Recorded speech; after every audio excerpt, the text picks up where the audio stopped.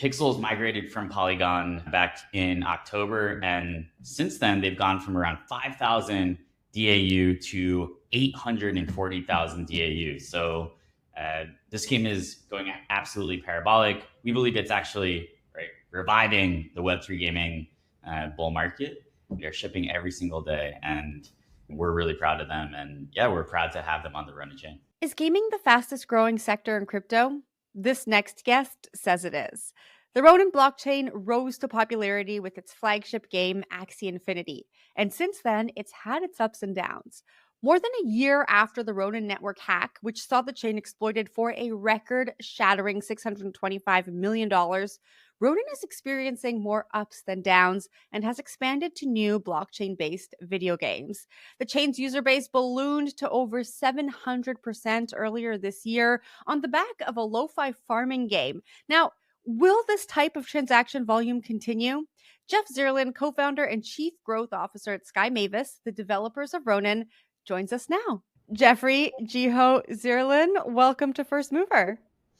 Thanks for having me. Excited to be here.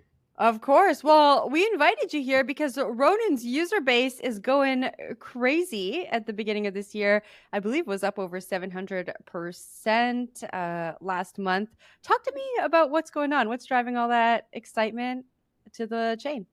So Ronin's growth is going parabolic and exponential. Ronin is now the second most used blockchain in the world. We're at just around 1.3 million daily active users and just around 3 million monthly active addresses. So growth is going parabolic. We're surpassing actually usage of the chain that we saw back in 2021 during Axie's parabolic growth period. So yeah, it's really exciting. What's driving all of this activity? I know there's been a lot of talk about pixels on Ronin. Is pixels driving that, or is it a combination of multiple different factors? A lot of this is definitely coming from Pixels, right? Pixels is like Stardew Valley on the blockchain, very experimental and lean team. Pixels migrated from Polygon back in October, and since then they've gone from around 5,000 DAU to 840,000 DAU. So this game is going absolutely parabolic. We believe it's actually reviving the Web3 gaming bull market. And yeah, they're doing well. They're shipping every single day, and we're really proud of them. And yeah, we're proud to have them on the Ronin chain. Have you played Pixels? I actually have played Pixels. I participated in the Play to Airdrop campaign. I actually was on the leaderboard. So like a founder that isn't playing a Web3 game, it's kind of like a trainer that's out of shape, right? Like you have to be using the products on a daily basis. All right, tell me a little bit about the gameplay. What are people so excited about? So Pixels actually has a very nostalgic vibe, right? The art is kind of pixelated and simple. As the name insinuates. Yeah. So it's a pixelated farming simulation RPG. So it's kind of similar to things like Harvest Moon or Stardew Valley, things that remind you of your childhood. The gameplay mechanics are quite simple, right? You spend a lot of time harvesting, planting resources, harvesting crops, turning them in for rewards. But there is actually a very complex and intricate player-driven economy here where you're doing a lot of trading of resources with both the players in the game. You're building up your own land using resources. So yeah, it's a pretty simple gameplay loop, but it has this more complex economy on the back end. And yeah, they're also working on like some pretty exciting new updates, like Chapter 2, which will have like dungeons. So yeah, you say that it's gonna have dungeons. It's gonna be really exciting. Okay, talk to me about. I mean, you mentioned Axie, and Axie really took off during the last bull run in 2021, with players in areas like the Philippines who were earning money. They were making more money than they could working minimum wage jobs in the areas that they were in.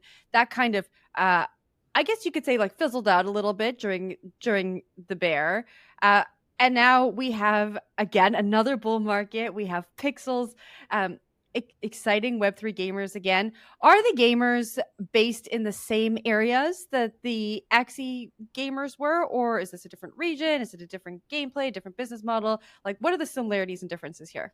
There's definitely an overlap in the user base. So many of the Pixels players are reactivated Axie players that maybe churned or went on with their lives for a little bit during the last cycle. Right? This is crypto, right? A majority of people in this space will come and hang out during the bull market, and then right during the bear market, they'll let the builders and the true missionaries stay, and then they'll come back. That's actually perfectly acceptable and normal behavior, right? We have to take it for what it is and welcome them back with open arms, right? So a lot of these people are gamers that played Axie Infinity in the past. They're now back. They're in places like the Philippines, Indonesia, Vietnam, Brazil, Argentina, Venezuela. But there's also a fair amount of players from developed markets or places like the States, places like Europe. So it is a pretty diverse user base, but we are seeing many of the play to earn gamers back. That's pretty exciting. I mean, after the 2021 boom of play to earn, I spoke to a bunch of people in Web3 gaming as these different business models started popping up, and some were saying, questioning, I guess, if play to earn was a sustainable business model. How would you respond to that as someone who's developed in this space, who've seen the highs and lows of the play to earn model? Everything in crypto is cyclical, right? Like even Bitcoin mining is sometimes unprofitable, especially in bear markets. And so I see play to earn as actually following the same cyclical dynamic as the rest of the crypto market. And I think it's unfair for play to earn to have to be held to a higher level of scrutiny than things like meme coin speculation and Bitcoin mining, which are also very speculatively driven and cyclical. I guess that's a good way to put it. There are different aspects to all the different things that are happening in this industry, and things are so new. So often we just have to wait and see how they pan out.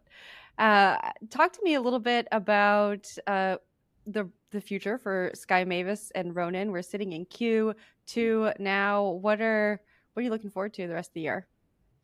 Onboarding more games, right? Continuing to amplify the growth of the IPs that we have, right? Pixels is doing well.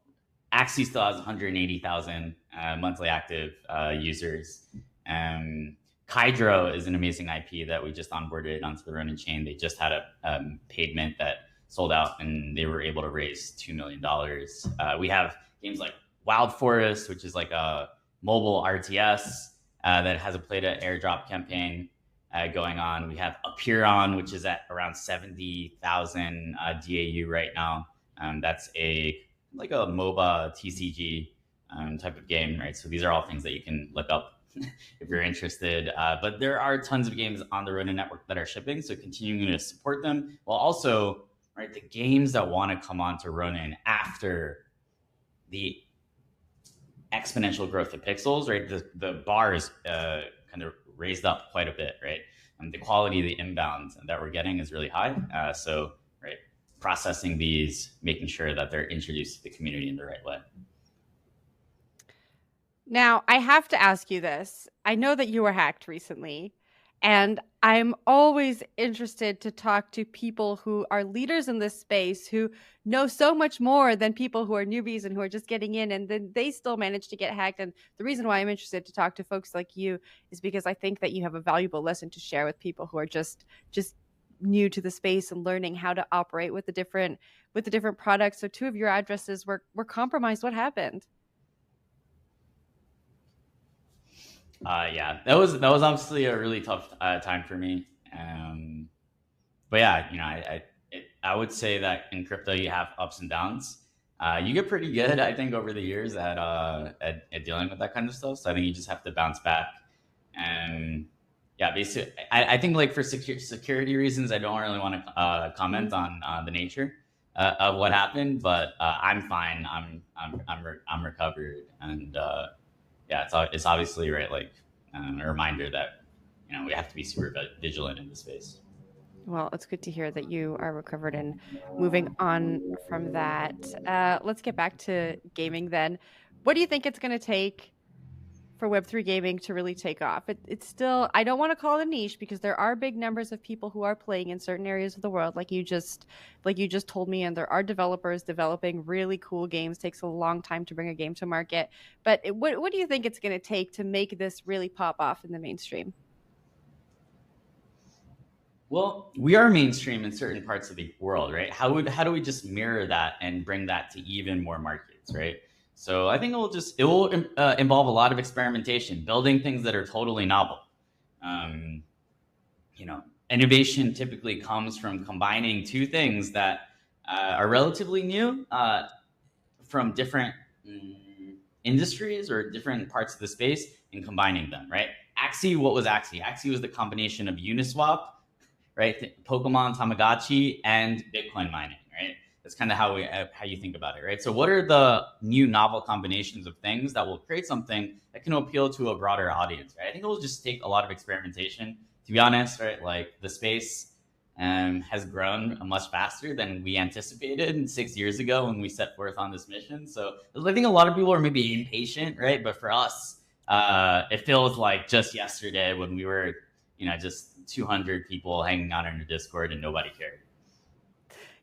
I recently spoke to a musician, and I ask all musicians who are playing in Web3, if they think there is a place or even acceptance by record labels to experiment with this type of tech. And so, similarly, from your perspective, do you think we're going to see big game studios really start to embrace Web3 tech, or is there still this tension there between the smaller, gritty Web3 teams who are really trying to change the future of gaming and the game studios who've built us up to where we are now? So when we think about mainstream adoption, right, I'm glad you asked this question because I think one of the theses that we have is that there will be larger IP holders and owners that have millions of fans, but are looking for like a new way to increase fan engagement, potentially introduce their IP to a new audience. So that's one of the things that I would look out for, both in general in Web3, also maybe perhaps on the Ronin network, are basically kind of legacy IP holders that already have millions of gamers, millions of fans that are looking for a new audience. Maybe in Asia, right? I think like in the West, these IP holders are a little bit more conservative for some reason and more, dare I say, woke. But in Asia, they are, I think, a little bit more experimental to embracing these Web3 mechanics. And so that's one of the things that I would maybe predict or tell people to have their eye on is like Asian IP holders that are entering the space by partnering with people who know what they're doing in Web3 gaming. Are there any Asian IP holders that we should be watching right now? Well, I would, just keep an eye on what we're doing on the Ronin network. Follow Ronin_network on Twitter. Follow me on Twitter. And let's see what happens. All right, Jiho, we are going to wrap it there. Thank you very much for joining the show. Yeah, thanks for having me.